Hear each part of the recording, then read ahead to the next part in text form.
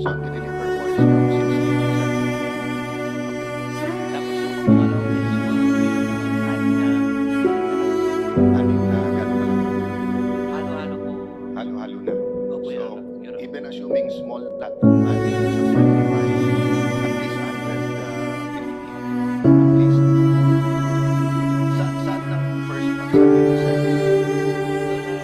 Sa may bahay niya po. Yes. Paano nyo alam na bahay niya yun? Tinanong ko po si Mark Tiksay. Sabi ko, Boss Mark, kaninong bahay po ba yun?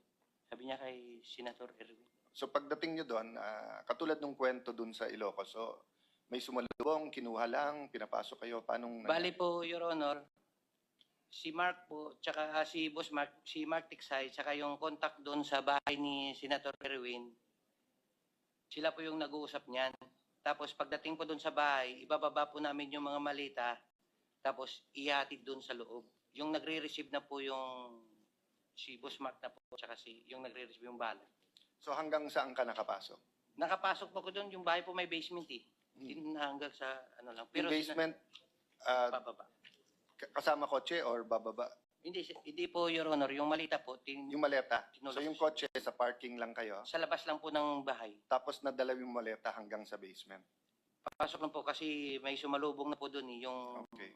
ano So po kung yun? halimbawa dadala namin kayo dun sa mga lugar na sinasabi nyo, matuturo nyo na ito yung bahay tapos Yes, masasabi Your nyo Honor. dito yung Yes, sir. basement. Yes, sir. Opo.